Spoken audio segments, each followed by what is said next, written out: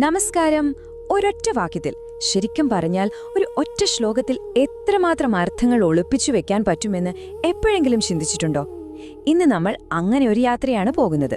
ഒരു പുരാതന ഇതിഹാസത്തിലെ ഒരൊറ്റ വരിയിലേക്ക് നമ്മളൊന്ന് സൂം ഇൻ ചെയ്യാൻ പോകുകയാണ്. അതിനുള്ളിൽ ഒളിഞ്ഞിരിക്കുന്ന ഒരു വലിയ ലോകം നമുക്ക് ഒരുമിച്ച് കണ്ടെത്താം. ഒരു യുദ്ധത്തിന്റെ മുഴുവൻ മനഃശാസ്ത്രവും ഒരൊറ്റ വാചകത്തിൽ എങ്ങനെ ഒതുക്കിയിരിക്കുന്നു എന്ന് നമുക്ക് നോക്കാം, അല്ലേ? ഇതാണ് ആ ശ്ലോകം. സഞ്ജയൻ അന്ധരായ ധൃതരാഷ്ട്ര മഹാരാജാവിന് യുദ്ധക്കളത്തിലെ കാഴ്ചകൾ ഇങ്ങനെ ലൈവായിട്ട് വിവരിച്ചു കൊടുക്കുകയാണ്. ഒറ്റയടിക്ക് വായിക്കുമ്പോൾ ഇതൊരു സാധാരണ റിപ്പോർട്ട് പോലെയല്ലേ തോന്നുന്നത്? യുദ്ധം തുടങ്ങുന്നതിന് തൊട്ടു മുൻപുള്ള ഒരു നിമിഷം, അത്രമാത്രം. പക്ഷേ സംഭവം അത്ര സിമ്പിൾ ആണോ?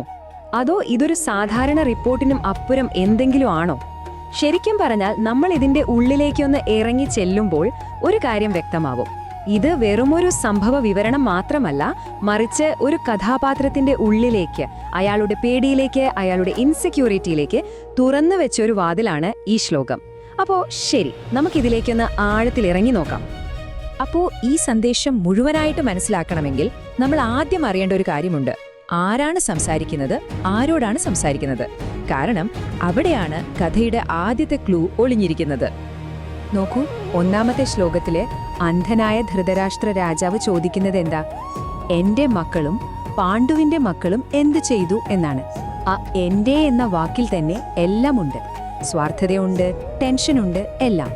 പക്ഷേ സഞ്ജയന്റെ മറുപടി അങ്ങനെയല്ല. അത് കംപ്ലീറ്റ്ലി ഒബ്ജക്റ്റീവാണ്. രാജാവിന്റെ ടെൻഷനൊന്നും സഞ്ജയൻ ഏറ്റെടുക്കുന്നില്ല. പകരം പുള്ളി നേരെ യുദ്ധക്കളത്തിലെ യഥാർത്ഥ കാഴ്ചകളിലേക്ക് നമ്മുടെ ശ്രദ്ധ കൊണ്ടുപോവുകയാണ്. ശരി, ഇനി നമുക്ക് നേരെ ദുര്യോധനന്റെ ചെയ്തികളിലേക്ക് ഒന്ന് സൂമിങ് ചെയ്യാം. ഈ ശ്ലോകത്തിലെ ഓരോ വാക്കും, അതെ, ഓരോ വാക്കും അയാളുടെ മനസ്സിനെക്കുറിച്ച് നമ്മളോട് എന്താണ് പറയുന്നതെന്ന് നോക്കാം. ഈ വാക്കുകൾ ഒന്ന് ശ്രദ്ധിച്ചു കേൾക്കണേ. ദൃഷ്ട്വാ, വ്യൂഢം, ഉപസംഗമ്യ, അബ്രവീത്. ഇവ വെറും വാക്കുകളായിട്ട് കാണരുത്. ഇത് ദുര്യോധനന്റെ ഉള്ളിലെ ആ സംഘർഷം പുറത്തു കൊണ്ടുവരുന്ന ഓരോരോ ആക്ഷൻസ് ആണ്. നമുക്ക് ഓരോന്നായിട്ട് എടുത്ത് പരിശോധിക്കാം. ദുര്യോധനന്റെ ആദ്യത്തെ പ്രവൃത്തി എന്താണ്?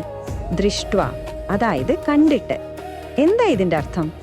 അവൻ സ്വന്തമായിട്ടൊരു പ്ലാൻ അനുസരിച്ച് നീങ്ങുകയല്ല, പകരം ശത്രുവിനെ കണ്ടിട്ട് റിയാക്ട് ചെയ്യാണ്. അതായത് സാഹചര്യങ്ങളെ അവൻ നിയന്ത്രിക്കുകയല്ല, സാഹചര്യങ്ങൾ അവനെ കൊണ്ട് ഓരോന്ന് ചെയ്യിപ്പിക്കുകയാണ്. അപ്പോ അവൻ എന്താ കാണുന്നത്? വെറുമൊരു ആൾക്കൂട്ടത്തെയോ സൈന്യത്തെയോ അല്ല, വ്യൂഢം എന്നാണ് പറയുന്നത്. അതായത് തന്ത്രപരമായിട്ട് ഒരു തെറ്റുമില്ലാതെ അണിനിരത്തിയിരിക്കുന്ന ഒരു സൈന്യവ്യൂഹം. അത് കാണുമ്പോൾ ദുര്യോധനന്റെ മനസ്സിലെ പ്രഷർ എത്രമാത്രം കൂടിയിട്ടുണ്ടാവും. പാണ്ഡവർ റെഡിയാണ്, നല്ല ഡിസിപ്ലിൻഡ് ആണ്, ഫുൾ കോൺഫിഡൻസിലാണ്. ഈ കാഴ്ച കണ്ടിട്ട് ദുര്യോധനൻ എന്തു ചെയ്യുന്നു? ഉപസംഗമ്യ, അതായത് അവൻ തന്റെ ആചാര്യനായ ദ്രോണരുടെ അടുത്തേക്ക് ചെല്ലുന്നു. ഒന്നാലോചിച്ചു നോക്കൂ, ഒരു രാജാവ് തന്റെ സ്ഥാനത്തു നിന്ന് ഒരു ഓർഡർ കൊടുക്കുകയല്ല ചെയ്യുന്നത്, പകരം ധൃതി പിടിച്ചങ്ങോട്ട് ചെല്ലുകയാണ്. ഇത് കാണിക്കുന്നത് എന്താണ്? അവനൊരു ധൈര്യം കിട്ടണം, ഒരു ഉറപ്പ് വേണം എന്നുള്ളൊരു വെപ്രാളമാണ്. അപ്പോൾ ഇതൊരു ചെയിൻ റിയാക്ഷൻ പോലെയാണ്, അല്ലേ? ആദ്യം കാണുന്നു, അതിനോട് ഉടൻ തന്നെ പ്രതികരിക്കുന്നു, ധൃതിയിൽ കമാൻഡറുടെ അടുത്തേക്ക് ഓടുന്നു, അവസാനം ആ ടെൻഷനിൽ നിന്ന് വരുന്ന വാക്കുകൾ സംസാരിക്കുന്നു. ഇത് ഭയത്തിന്റെ ഒരു കംപ്ലീറ്റ് ചിത്രം നമ്മുടെ മുന്നിൽ വരച്ചിടുകയാണ്. ശരി, ഇനി നമുക്ക് ഈ കിട്ടിയ സൂചനകളെല്ലാം ഒന്ന് കൂട്ടിച്ചേർത്ത് ദുര്യോധനന്റെ ഒരു സൈക്കോളജിക്കൽ പ്രൊഫൈൽ ഉണ്ടാക്കി നോക്കാം. എന്താണ് അയാളുടെ ഉള്ളിലെ ഈ ഭയത്തിന്റെ ഒരു ഘടന?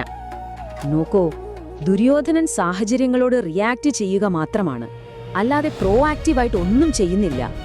അവന്റെ ആ അധികാരം എന്ന് പറയുന്നത് ശരിക്കും പറഞ്ഞാൽ ഉത്കണ്ഠ മറച്ചുവെക്കാനുള്ള ഒരു മുഖമൂടി മാത്രമാണ്. ദ്രോണരുടെ അടുത്ത് പോകുന്നത് എന്തെങ്കിലും ജ്ഞാനം കിട്ടാനല്ല, തന്റെ പേടിക്കൊരു സമാധാനം കിട്ടാനാണ്, ഒരു ഉറപ്പ് കിട്ടാനാണ്. അവന്റെ ശ്രദ്ധ മുഴുവൻ ശത്രു എത്ര ശക്തനാണ് എന്നതിലാണ്. എപ്പോഴും മറ്റുള്ളവരുമായി താരതമ്യം ചെയ്യുക, ഒരു ഇൻസെക്യൂരിറ്റി ഫീൽ ചെയ്യുക, അതാണ് അവന്റെ പ്രധാന സ്വഭാവം. ഇവിടെ ഒരു കിടിലൻ ഐറണിയുണ്ട്. സഞ്ജയൻ ദുര്യോധനനെ രാജ എന്ന് വിളിക്കുന്നത് എപ്പോഴാണെന്നോ? അവന്റെ പ്രവൃത്തികൾ ഒരു രാജാവിന് ഒട്ടും ചേരാത്ത രീതിയിലാവുന്ന ആ നിമിഷത്തിൽ തന്നെ. ഒരു രാജാവിന്റെ ശാന്തതയോ ധൈര്യമോ അല്ല നമ്മൾ അവിടെ കാണുന്നത്, പകരം തനിക്കുള്ളതെല്ലാം നഷ്ടപ്പെടുമോ എന്ന് പേടിക്കുന്ന ഒരു സാധാരണ മനുഷ്യന്റെ വെപ്രാളമാണ്. ശരിക്കും ഈ ഒരൊറ്റ ശ്ലോകം ഭഗവത്ഗീതയുടെ മൊത്തത്തിലുള്ള തീമിന് ഒരടിത്തറയിടുകയാണ്. ദുര്യോധനന്റെ പ്രതിസന്ധി വരുന്നത് അസൂയയിൽ നിന്നും ഇൻസെക്യൂരിറ്റിയിൽ നിന്നുമാണ്. പക്ഷെ കുറച്ചു കഴിയുമ്പോൾ നമ്മൾ കാണാൻ പോകുന്ന അർജുനന്റെ പ്രതിസന്ധിയോ അത് വരുന്നത് അനുകമ്പയിൽ നിന്നും ധാർമ്മികമായ കൺഫ്യൂഷനിൽ നിന്നുമാണ്. ഒരാൾ പുറത്തുള്ള ശത്രുവിനെ നോക്കി പേടിക്കുന്നു, മറ്റൊരാള് സ്വന്തം ഉള്ളിലെ ധർമ്മസങ്കടത്തെ ഓർത്ത് വിഷമിക്കുന്നു. എന്തുമാത്രം വ്യത്യാസമുണ്ടല്ലേ? അപ്പോ നമുക്ക് ഈ ശ്ലോകത്തിന്റെ അവസാനത്തെയും ഏറ്റവും ആഴത്തിലുള്ളതുമായ ഒരു തലത്തിലേക്ക് കടക്കാം. കാരണം ഈ കാണുന്ന സംഭവങ്ങൾക്ക് ഒരു സിംബോളിക് മീനിങ് കൂടിയുണ്ട്. ഈ ടേബിള് നോക്കിയാൽ സംഭവം ക്ലിയർ ആകും. ഈ യുദ്ധക്കളത്തിലെ രംഗം എന്ന് പറയുന്നത് നമ്മുടെയൊക്കെ ഉള്ളിൽ നടക്കുന്ന ഒരു പോരാട്ടത്തിന്റെ പ്രതീകമാണ്. ഇവിടെ ദുര്യോധനൻ ആരാണ്? നമ്മുടെയൊക്കെ ഈഗോ. പാണ്ഡവരുടെ സൈന്യമോ? അത് ധർമ്മത്തിന്റെ ശക്തിയാണ്. അപ്പോൾ ധർമ്മത്തിന്റെ ഈ വലിയ ശക്തിയെ കാണുമ്പോൾ നമ്മുടെ ഈഗോ പേടിക്കും. എന്നിട്ട് എന്തു ചെയ്യും? തന്റെ ബുദ്ധിയായ ആചാര്യന്റെ അടുത്തേക്ക് ഓടും. എന്തിനാ? ശരിയായ അറിവ് നേടാനല്ല, മറിച്ച് തന്റെ പേടിയെ ന്യായീകരിക്കാൻ, ഒരു സമാധാനത്തിനു വേണ്ടി മാത്രം. അപ്പോ എന്താണ് ഇതിൽ നിന്നുള്ള ടേക്കവേ? വളരെ കുറച്ചു വാക്കുകളിലൂടെ വ്യാസൻ നമുക്ക് മുന്നിൽ ഒരു കംപ്ലീറ്റ് ഡയഗ്നോസിസ് വെക്കുകയാണ്.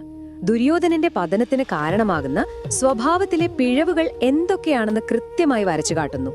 അവന്റെ ഭയം, ഇൻസെക്യൂരിറ്റി, അസൂയ എല്ലാം ഈ ഒരൊറ്റ നിമിഷത്തിൽ പുറത്തു വരികയാണ്.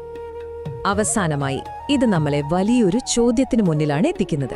ഒരു പക്ഷേ നമ്മുടെയൊക്കെ ജീവിതത്തിലെ ഏറ്റവും വലിയ യുദ്ധങ്ങളുടെയൊക്കെ ഫലം തീരുമാനിക്കുന്നത് നമ്മുടെ കയ്യിലുള്ള ആയുധങ്ങളോ സൗകര്യങ്ങളോ ആയിരിക്കില്ല, മറിച്ച് മുന്നിൽ വരുന്ന വെല്ലുവിളികളെ നമ്മൾ ഏതു മാനസികാവസ്ഥയോടെയാണ് നേരിടുന്നത് എന്നതിനെ ആശ്രയിച്ചായിരിക്കും, അല്ലേ?